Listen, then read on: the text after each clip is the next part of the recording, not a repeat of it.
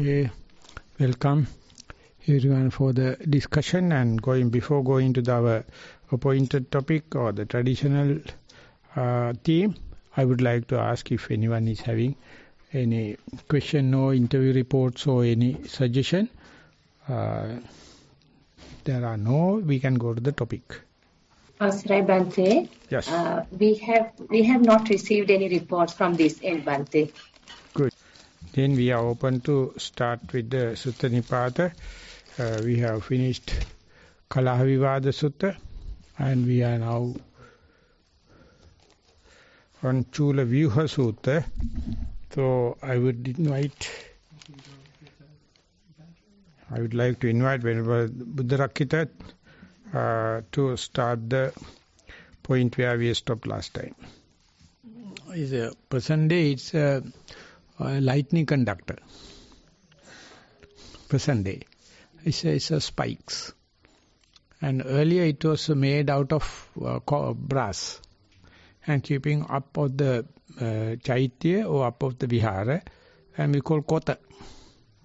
Kota means the peak, the pinnacle.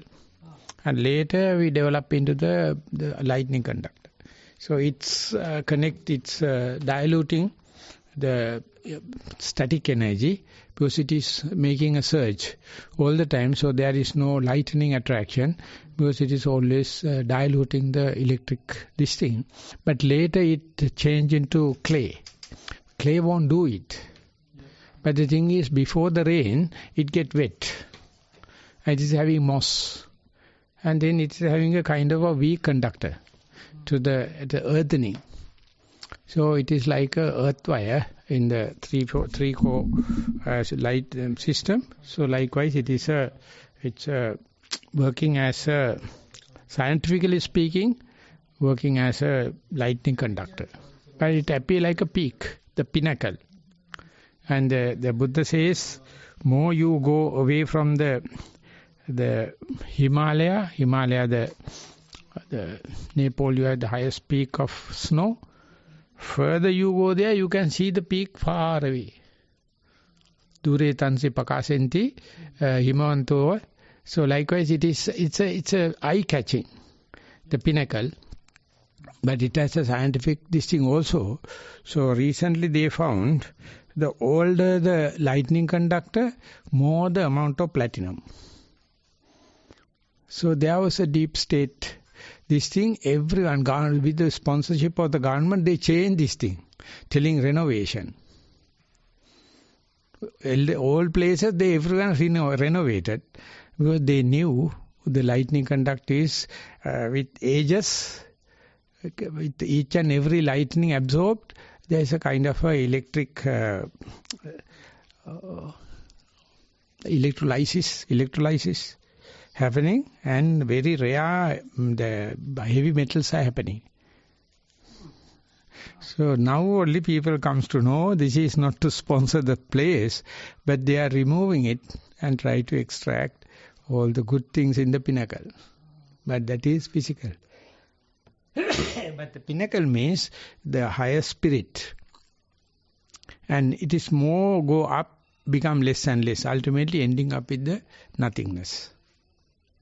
So that is why I prepared the bed spring. A photo of a bed spring I displayed, because the bed spring is flat on the ground and slowly turning up and up and up and end up with the tip.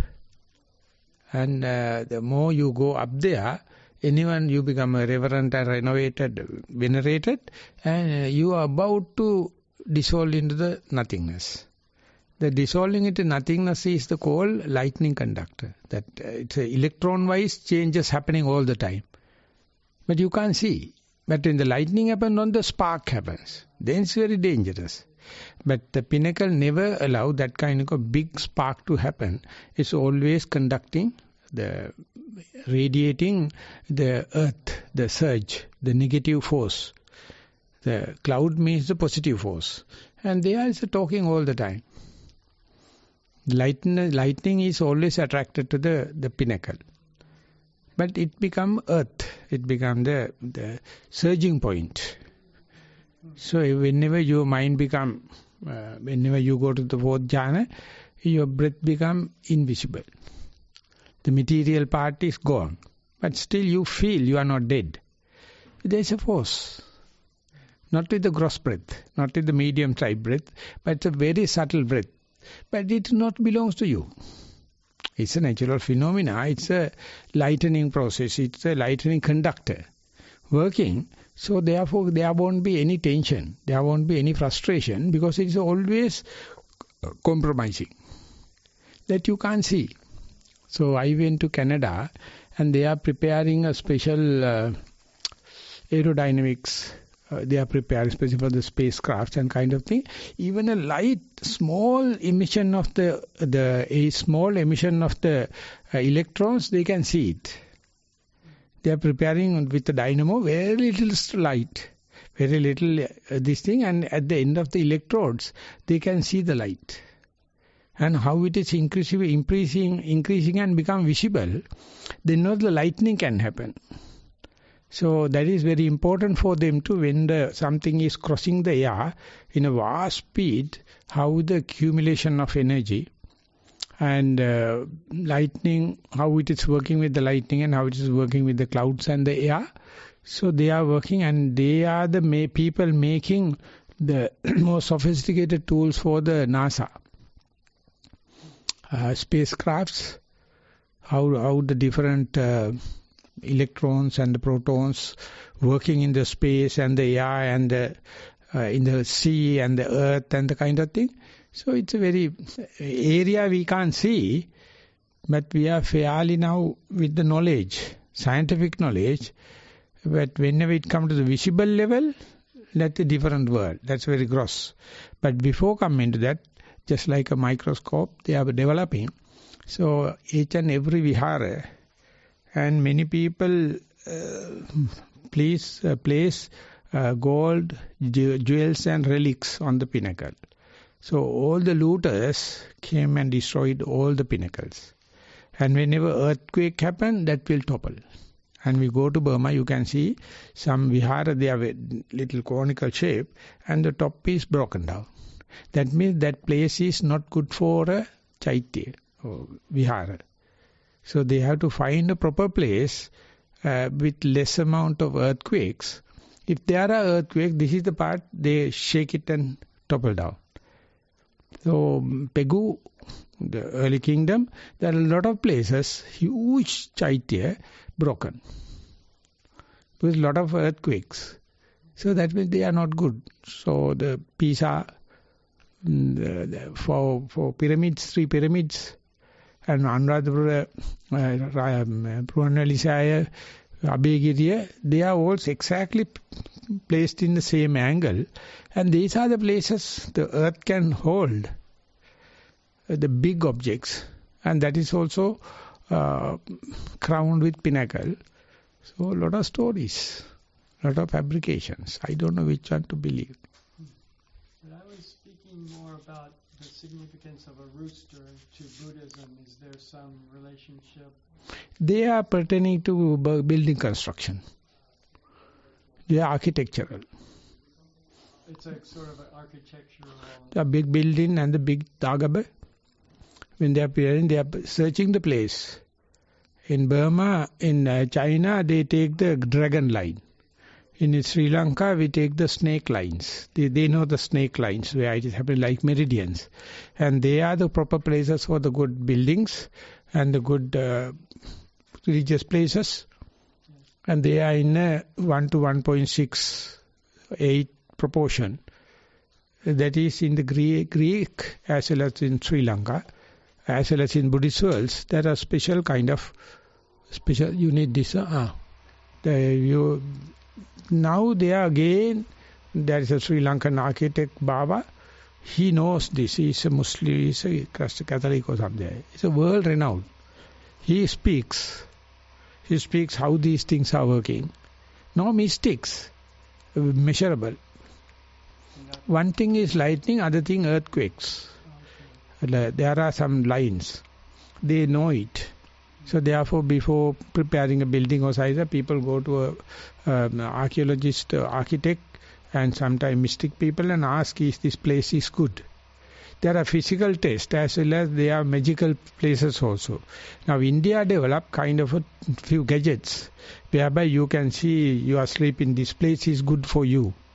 Your posture is good for you. How is the relationship with the building and you? And what are the least frictional or less gravitational places? They are the best for the spiritual and other places. And NASA shows the picture of the earth without water.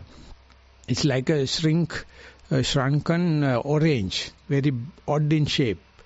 And they found two places, least amount of gravity, Bermuda Triangle, and somewhere close to Sri Lanka. These places are they call stargates. The aliens can come and land, and the best places, least amount of raga, they say, the gravity, attraction. But it is not true, because Sri Lanka is nothing when compared to least amount of friction is there, least amount of raga is there, still the same. So, but the science is leading to that kind of a mystical area, because now they become little by little apparent, little by become visible to their sophisticated gadgets. So that's why you have to sit in like a pyramid, triangular in a shape, and keep yourself up. And 1/3 is the king's seat. So heart is come to the king's seat. And all the meridians are working. So you are connected to the earth, Mother Earth. Okay. Okay, so we'll continue with this sutta.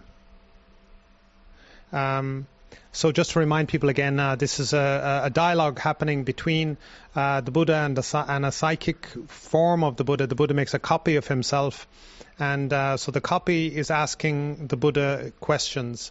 And the purpose of this is so that the devas, who are the audience, can listen in, and the Buddha has the opportunity to kind of answer some very deep questions as a result of this dialogue.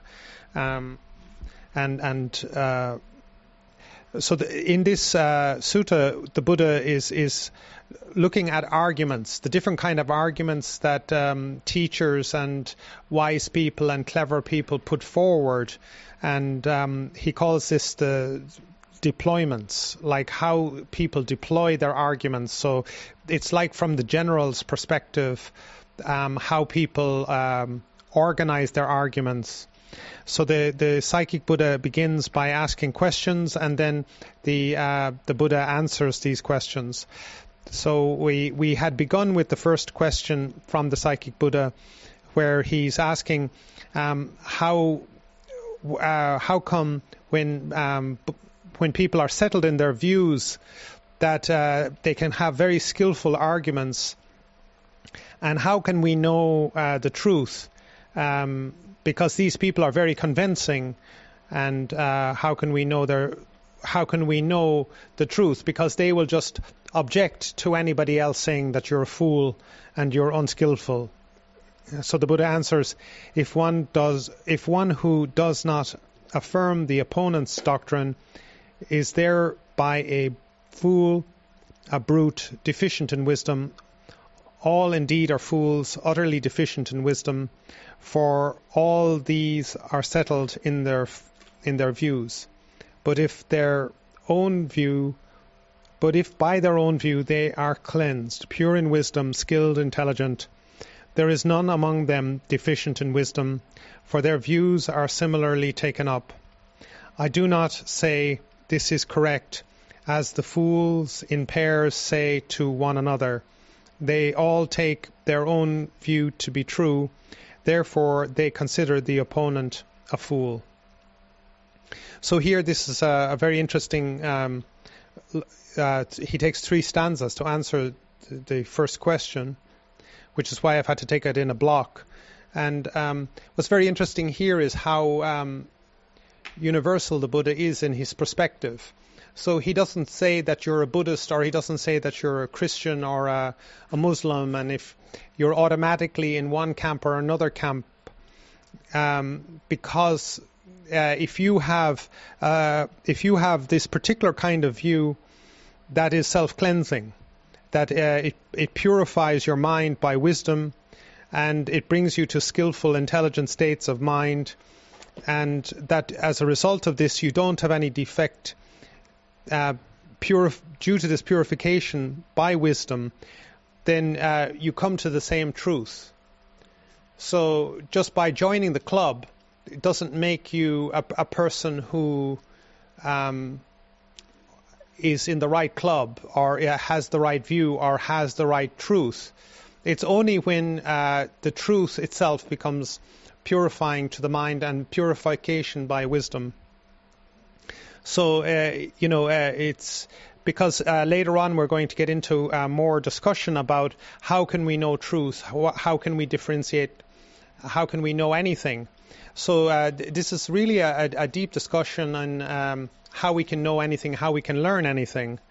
And as I said, the Buddha here is very non-partisan. He points the way is by wisdom, and ultimately anybody who has these kind of views, if by their own views they are cleansed, pure in wisdom, skilled and intelligent, there is none amongst them defective in wisdom, for their views are similarly taken up.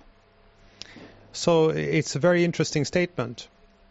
So then the Buddha says, I do not say this is correct, as the pairs and fools say to one another.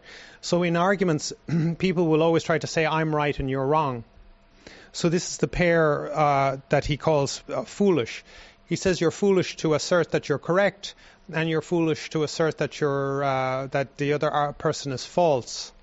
So this is almost the hallmark of a foolish argument. Is one side is saying I'm right and accusing the other of being wrong, whereas as we go through the rest of the sutta, you'll see where he says there is only one truth, and so when somebody asserts that something is true, and if they genuinely know it's true, they're not going to argue about it. They understand that the other person doesn't know this truth, and they understand that there's no point in arguing about the case. And they understand that the only way that you can know for yourself is that you must know for yourself, and if you have this right view and if you cultivate wisdom, it is self-purifying and you come to your own insight and understanding of it. And it doesn't matter what label you are, if you're a Christian or a Buddhist or a Muslim or something like that, as long as you're practicing the right way, you are going to come to your own self, you will come to truth. So the rest of the sutta is going to go through different sort of aspects of how he repeats this point consistently, but he gives it here in this in his first answer straight away. Maybe you'd like to answer. I have no much to add, but as far as you are with this kind of argument, there cannot be any sectarianism, because you are always ready to accept the other party. Yeah. And sectarianism is, this is the truth. And start like in India, there's a lot of gods.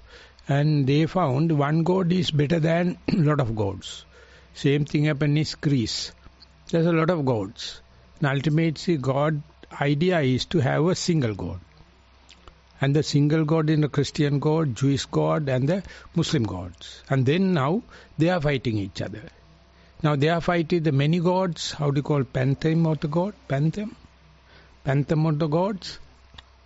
That the range. So the Buddha is not telling the range or single. He says all these things are defensive. You are going to defend something. So therefore anyone says two gods fighting with. But in India you go, their father is Hindu. Father is the Ganesh. Mother is Sai Baba. And the son is Radha Rama. No problem. All the gods are there. Arena. No problem. But if you go to Muslim, Allahu Akbar. There's no other. So then fighting. And now what the Americans or something did, the Muslim also two sects. Sunni, Shia. They are fighting. Sunni, the cemetery, other people can't bury. There cannot be such a thing according to their this thing, because they say this is the. So that is the point where science also got lost. But lucky enough, science is critical about the science itself. So therefore, science can evolve. So therefore, what do you mean by science? There is no such a thing. There is no person called scientist. Because he is disproving himself. That is why the Newtonian physics went into Einstein physics. So the solid part is dissolving, but the science is evolving. So among the Christian, Catholic kind of thing, the Catholic is more dynamic. So always changing. Easy to fit into Buddhism, easy to fit into science. So present day, all scientific books and everything is controlled by these bodies. They are the big scientists. So I got a huge amount of the Scientist magazine. I found a lot of interesting articles. So when a senior monk come, I told, this is the way Bhante, they are proving that there is no matter, there is a subatomic particle. Then he asked, do you know this magazine is run by a Catholic church? So they are the one teaching us. But the Buddha destroyed everything, and he says, if someone is telling this is the truth, please avoid such a fool. There is no such. They are evolving thing, dialectic, and specifically the materialism, and whenever it is consolidated, the communist idea come into being. So nowadays still the jam is the jam, salad is the salad. There's no change happen. Whatever the science came, whatever the revolutionary thing happened, our mind is always in a split. In a left brain and the right brain. Right brain is happy to accept everything as a one unit. Left brain is always analytical. So we can't sleep. So that is why the Buddha says God can't understand that. Even the religious people can't understand that. That is why the imagery, imagination of another Buddha, he is asking question. So lay people how do you call, commoners, they can't ask a question. Because they are always obsessed with something. So this is why we are going to expand it. So I would like to invite to proceed. If anyone is having, please. Excuse me, Swaminatha. I wanted to just, what I'm getting from this is just that normally, conventionally, we stick to, we like to have an answer, we like to have something solid, and so with views, that's what happens is people are saying this is the truth, and then somebody else is going to oppose that, and then there's fighting, and the Buddha is saying that everything is changing, so there can't be any one view that's correct, and so we have to actually come to that realization that there is no fixed reality. Through meditation, we can experience things changing moment to moment, and we can see how our views even change from moment to moment based on our emotional states and how much we are wanting certain things. Around lunchtime, I'm maybe thinking about food, but before I go to bed, there's the world completely changes to be some other reality. So I just that's the thought, the feeling, I guess the way I think of that right now, and about this discussion. And thank you. So that's why I like mindfulness. Mindfulness never take a stand, choiceless be aware. So therefore I give like a panacea. That it says there is no panacea for all the questions, but there is a panacea. To start with, have a mindfulness and the open-mindedness, and the mindfulness is defined as choiceless awareness. So therefore, as far as you are mindful, there cannot be any sectarianism, there cannot be any hard and fast argumenting, so we can be mindful. Yes, American. Avasarai Swaminasa. Thank you for your wonderful comments, and thank you Bhante and Bhante for your wonderful comments as well. I would say that my comment, I would say, is rather brief. It's just the true mark of wisdom, I would say, is when, as some people I think have mentioned already, is when you don't feel like you need to prove yourself. So if you know, excuse me, smoke in my eyes, if you know that that you're on the correct path, or you know what you're talking about, you're not going to need to go and argue with other people about that. I mean, most people, if you argue with somebody else about, whatever you believe in, most people will just see it as like a personal attack, and like you're coming after them, or you're personally attacking them. And again, if you start arguing with this person, as I was, I think, alluding to last week, you've kind of just constructed an identity around your beliefs and how you're just reacting off of that. However, if you are sure that you're on the right path, or you're sure about your beliefs, and you don't need to, fight anyone over those beliefs or argue with anyone over those beliefs, that's a true mark of wisdom right there. Is, I don't need to do what everyone else in the world is doing, which is constantly bickering and debating about their viewpoints and really never getting anywhere, just kind of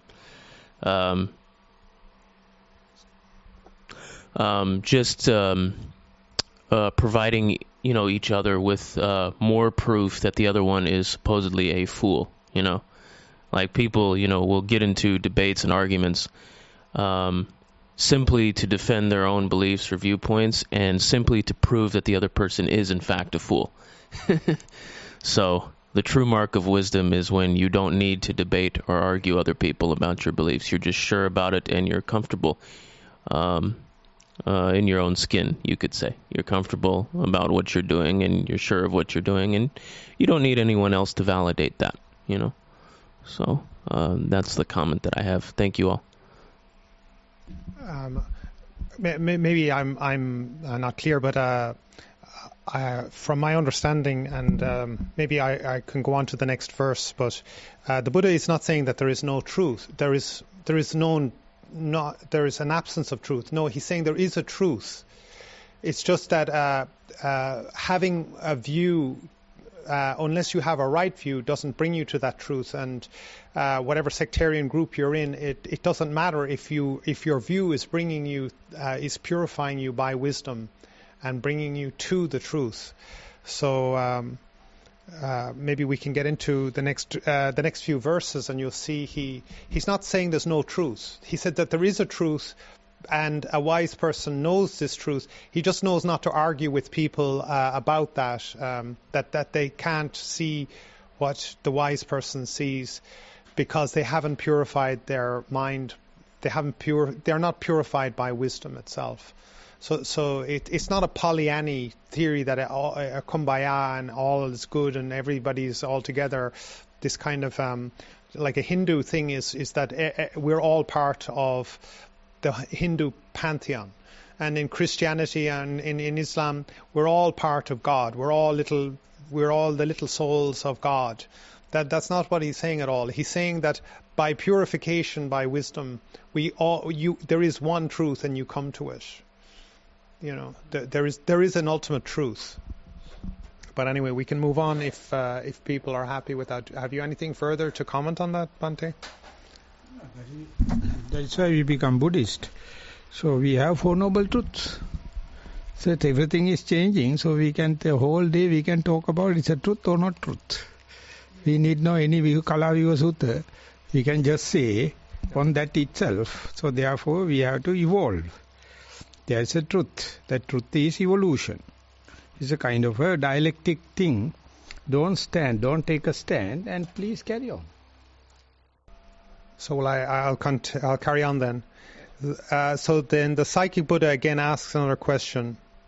Those who take good behavior as supreme speak of purity through self-control.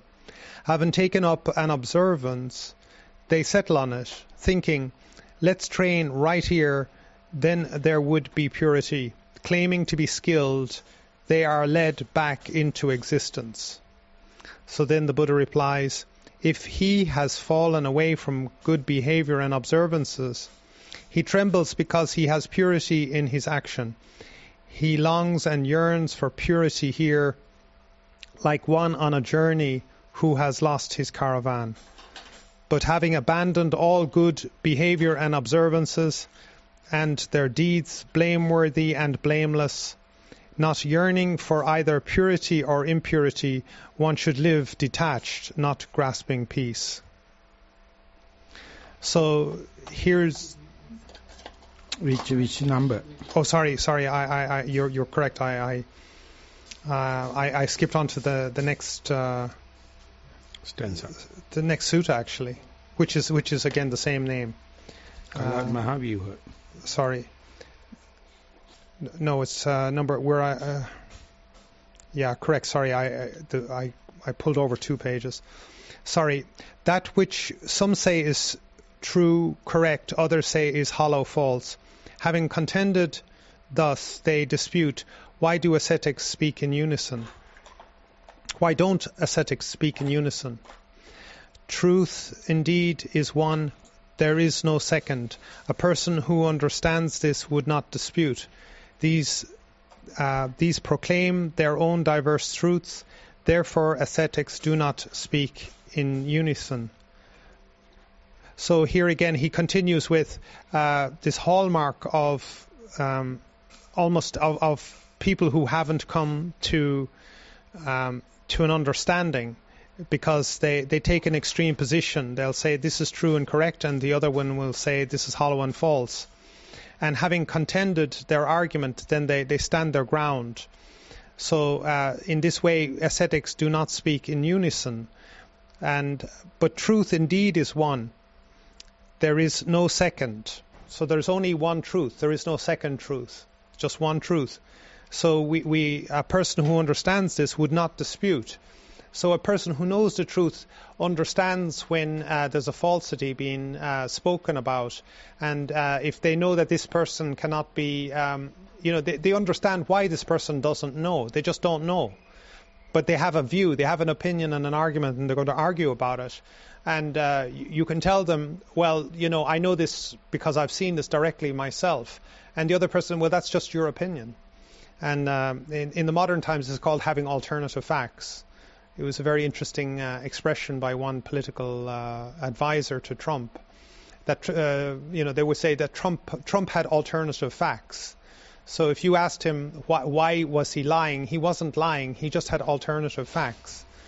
Like I'm not trying to make political points around Trump. In fact, he's fascinating and a lot to be learned from. That is a psychopath. You are a friend. Always a psychopath. But we can learn from it. It's very amusing. It's amusing, like that. That such argumenters will try to destroy your sense of reality. And when we practice mindfulness, what mindfulness is cultivating and developing is an intimate sense of reality. I intimately know that things are impermanent. How do you know? Because everything is impermanent. I'm not sure that everything is impermanent. My reality is that my point of view is that everything is permanent. So it's like, okay, your point of view is everything is permanent, is coming from that you don't see the change. So how can I help you to see that everything is impermanent and see the change? That doesn't fit into my worldview. Well, then I can't help you. Do you understand? So it's this aspect of the Dhamma that it leads you itself to truth. And once you know that truth, you can never see it otherwise. It's like a perception, like it's like Venerable Dhammajiva likes these images, and you look at them, and one way it's an old lady, and another way it's a young lady, or one way it's a dolphin, or something else, And once you see it, you have to work very hard to see it differently. It's just how the mind is. And, but when you see truth... That was the Gestalt concept. Yeah. That is that very late I understand what is the meaning of Gestalt theory. Sometimes you have a patterns and you can look it from this way, so they are definitely you can't see the other way. If someone is looking from the other way, he can't see the original way. So I collected all the Gestalts and published to say once you attracted to that, you never see the other. So likewise, the Gestalt theory is a kind of a theory for psychopaths and the psychiatrically imbalanced people. But he can see other alternatives. But Buddha says, Atheva nacha balanam. Don't go with these fools. They are never leading to the truth. They are going to mislead you. They are going to desperate you and desiccate you.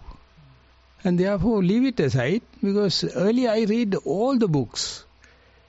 And I found whether the particular author has seen the Buddha, heard the Buddha, practiced the Buddha. Never. They are utter fools. They are telling the truth, telling the false in long terms. Very long, the same half-truth. In the way, so they get the Nobel Prizes. All the Nobel laureates, utter mad. Utter mad. They never think about the teaching of the Buddha, reality. Who am I? So Norway is not only developing dynamite, they are making Nobel Prizes. It's also another dynamite. The same person, Nobel, did the mercenary thing. First created the dynamite, then created the Nobel Prize. Everyone misled. So my books, we have enough books I have read. Now before taking, I just see Namo Buddhaya. If he is starting with the respecting the Buddha, something worth reading. Otherwise, these fools are misleading. Utter misleading.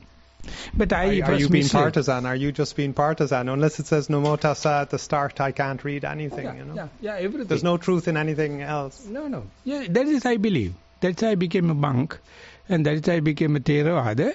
That I have no Namo Tassa. That's also I am fairly a master. I know Tripitaka fairly. I mean, not the fully master. But I check whether the other person is just believing anicca. No.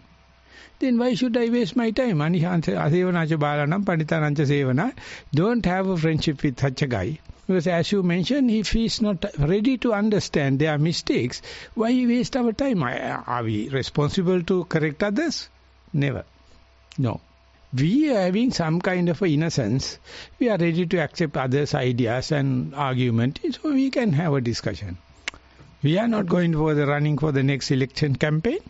We are not having any sectarianism. We can argue because we have no minus ideas behind that. So therefore we are genuine. But all the other guys, they have the dirty idea behind. They don't also know, but it's a kind of a malice. Kind of a malice. That when Jnanananda, Dhammika helped me, I hope, to find what is his agenda. If you know the agenda, then whatever he is going to say is a camouflage. It's a show. It's just the eye can get amused, but there's no truth because the Buddha has completely recovered it. Why should we go for the second hand? Why should we go for the duplicates? Yeah, and it comes very much into these two pits of everything is grey goo. Like we can all get together and we can all find a common ground and have a consensus. And this works for a lot of things in the world, but it doesn't work with truth. You don't arrive to truth through consensus. And you don't arrive to truth with some extreme view. You arrive with truth only through the self-purification process by wisdom itself, and by directly seeing for yourself, and by direct intimate observation with Yata Bhuta with things as they really are, and tracing things back to the cause, and seeing the causal relationships going on, seeing this dependent origination, seeing the eightfold path, seeing the Four Noble Truths, and these are universal things. You can see them for yourself immediately here and now, and it's not a belief. It's a very clear description of the world the way it really is, and you either see it or you don't, and it isn't a persuadable point, and that's why there's a method in in the Buddhist path. It's not ultimately, there's a doctrine, but the doctrine is a method to practice. And if you practice, you see it for yourself, and if you don't, you will never see it. And you can't persuade other people. And so, if you've ever, I've been invited to these interfaiths and other groups, and it's just like, oh, we're all brothers. And you're like, in what? We don't have any of the same common practices. We're not, so we can't come to the same point. We can agree to disagree. We can agree to not fight with each other. We can agree to not argue with each other, but we can't agree on the same truth, because there just isn't the causes and conditions for them to actually see the truth. So our job is to just put in the causes and conditions, and the truth reveals itself. So interfaith is good for time wasting. Sorry? Interfaith discussions is very good for time wasting. Time waste. No, time wasting. Well, maybe not. Excuse me, Swaminatha, Bhante.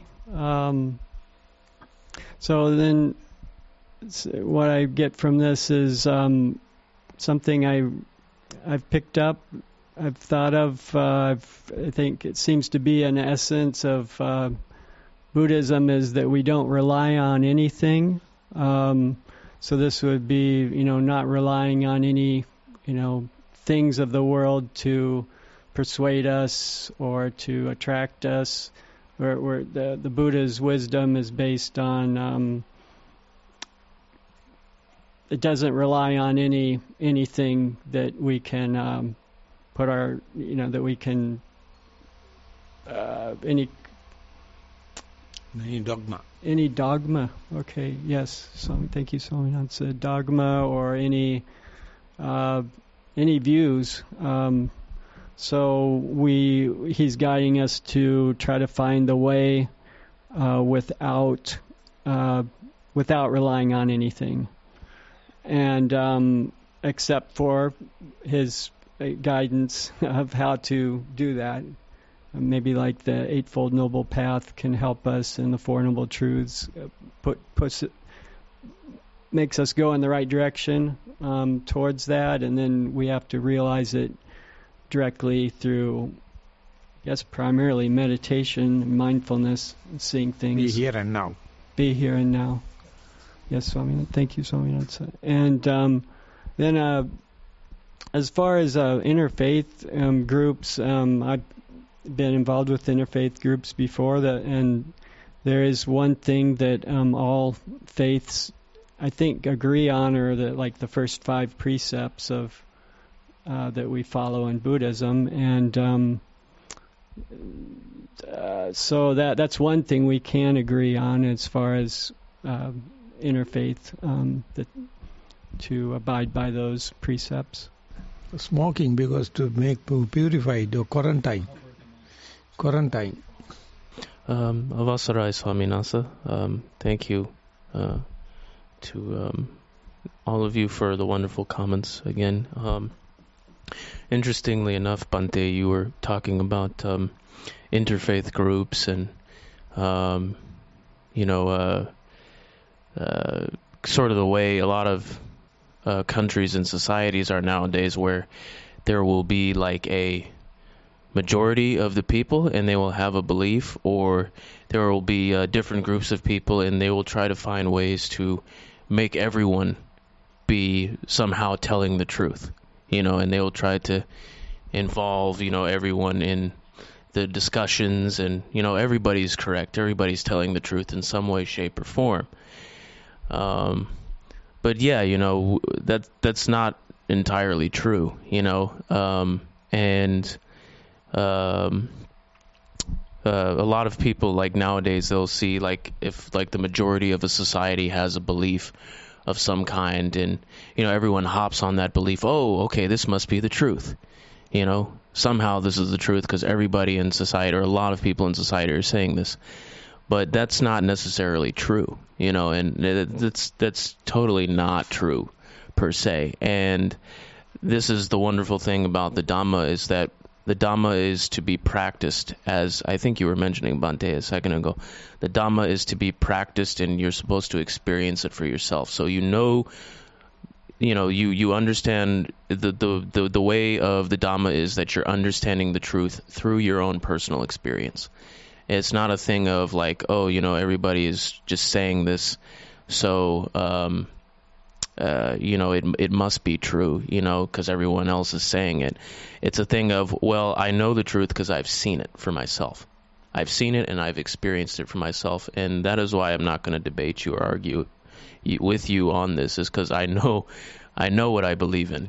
It's that kind of surety, and so that's the wonderful thing about the Dhamma is that it's about wisdom. It's about experiencing and understanding the truth for yourself, to the point where you don't need to like debate anyone. You're that sure about the truth that it's like I don't even need to speak to you about it. And it's like, so that's the comment that I have. So Dhamma is not democratic. It's a full capitalistic. If everyone is believing, it is not truth. Majority believing means not truth. That's why the Buddha says, go to the forest, sit under a tree, and it will be awesome. It is not be very familiar, it is not very popular, but maybe the truth, maybe the bitter. So therefore you must have opening personality to understand the Dhamma. Otherwise you can embrace religion. That's a multi-faith. So there 80% of the people, I am leading the Buddhist perspective in the United Nations regarding the environment, and led by a Muslim, Liat, and I am giving the mindfulness for earth, and UN appreciating you people are tackling 80% of the population. But it is not for enlightenment, it is just for the nature, it is not just for the global warming and this thing, for that, no, okay. But now the crisis, not the interfaith, not the global warming, but the Ukraine war. It's a man-made. And now Taiwan and China, what the UN can do? The UN prepared for another political conspiracy. So you think that UN can come and sort them out? No, they are very happy with the war. And they are very much sponsoring faith for earth, mindfulness for earth, prayer for earth.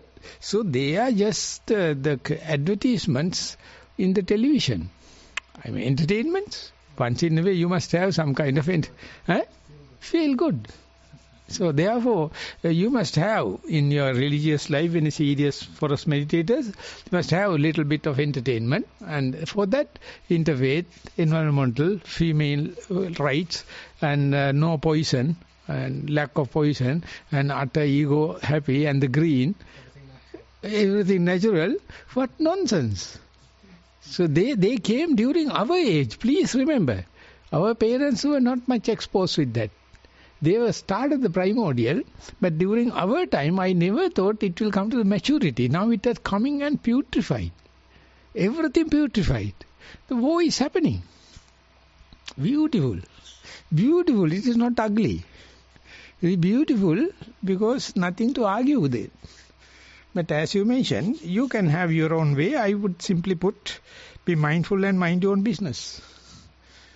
Bhante, I would really quickly like to point out too that one of the things that I found most interesting personally about the Buddhist teachings, specifically the Four Noble Truths, I think this is what captivated me and kind of caused me to become a Buddhist, is the fact that when the Buddha states the Four Noble Truths, like, there is the truth of suffering and stuff, it's like, well, yeah, this is true, like clearly it's true. And it's funny because it is true and we can see it, but so many people, like, it's like right in front of their faces, but they don't say it. It's like if all of us are wearing orange robes and none of us says, well, hey, we're all wearing orange robes, but we're like all wearing orange robes and it's clear that we're all wearing orange robes, but no one ever says it. It's just like we're wearing something, and that's what I found interesting about the Four Noble Truths is like, the truth of suffering. Well, it is true that all beings are suffering, and it was like nobody is saying it though. It's like it's right in front of our faces, but nobody is saying it, and that that's the thing about truth and wisdom, and that's the thing about the Dhamma is you're experiencing the truth for yourself and you see it. And a lot of these concepts are considered abstract. You could say the world over, but you're experiencing the truth for yourself, and so that's what that was very interesting for me. That's what captivated me, I would say, and caused me to become a Buddhist is this fact that there's like it was the Four Noble Truths. There's this truth of suffering, and obviously this is true, and I can see that, but nobody is like saying that, and that was very interesting. So we're talking about that a little here, where it's the truth is to be experienced by yourself, and you have to experience it for yourself. You can't discover the truth by just listening to what everyone else in society is saying. So. Truth is something to survive. Truth is something to suffer. That's all. Sorry. In my own development, I remember Sayadaw U Kundala.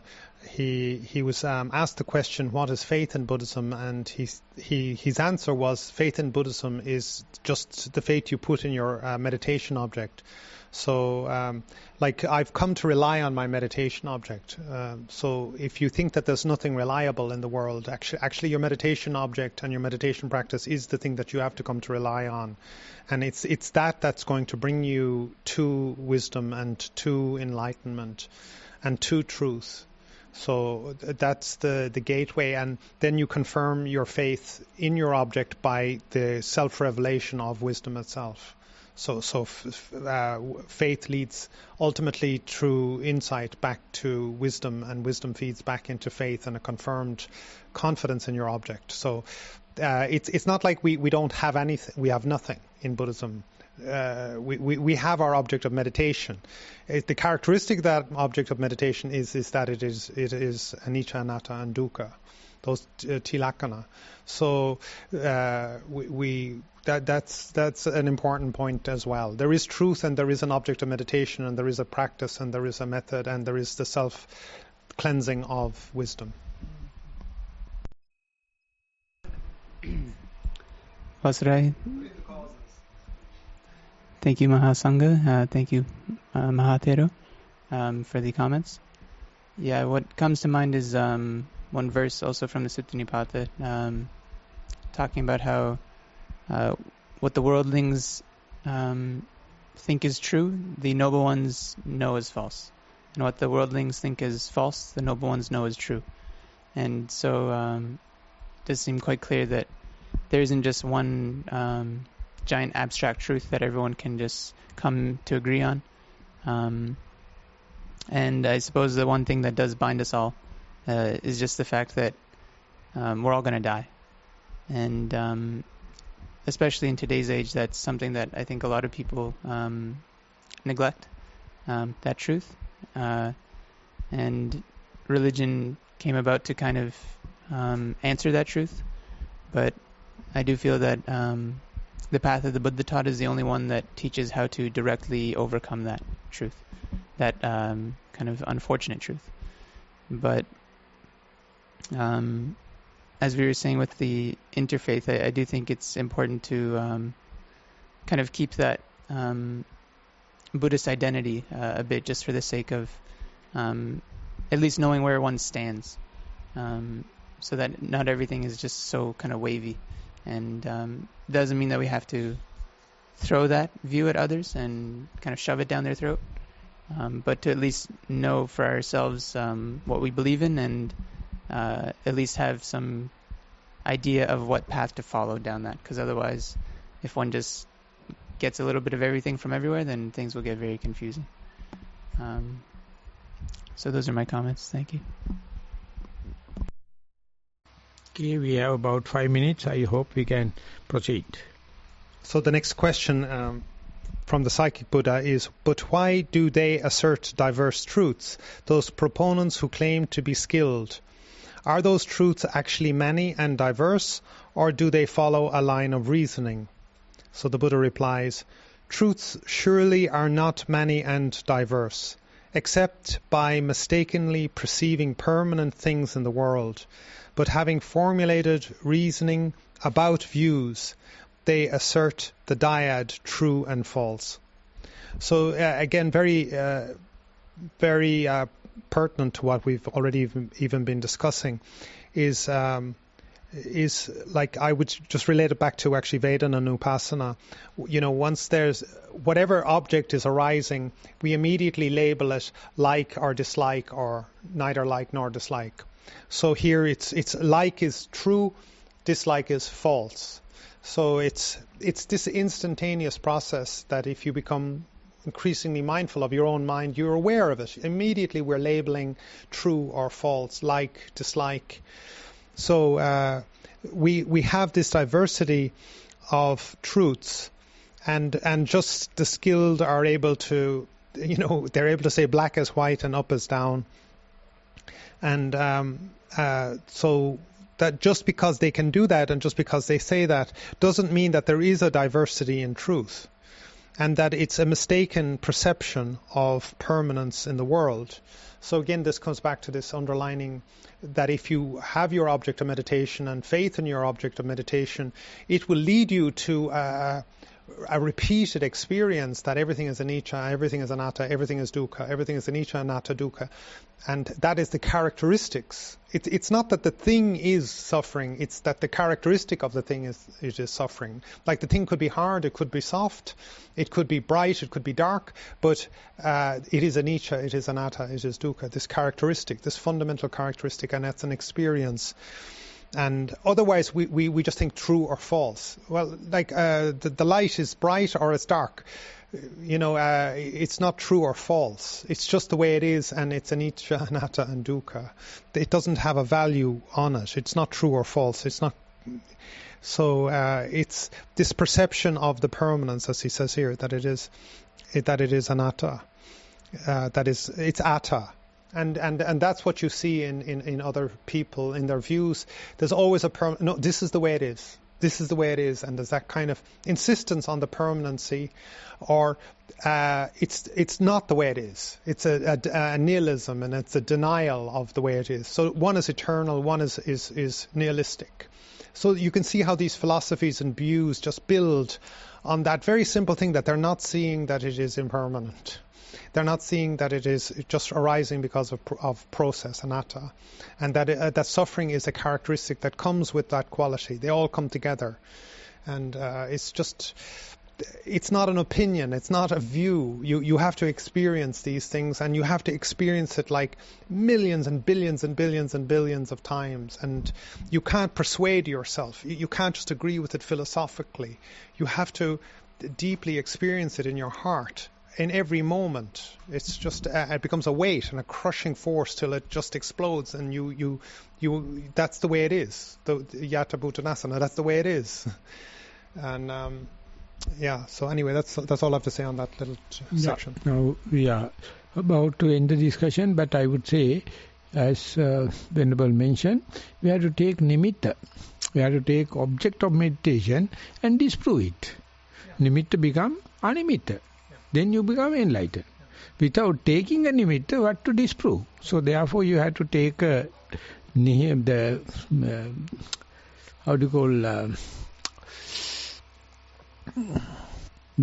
argument and disprove it. That's called negative. Huh? But not the negative, it's called word came and disappeared. And kind of the argue, hypothesis, that is, you take this is wrong.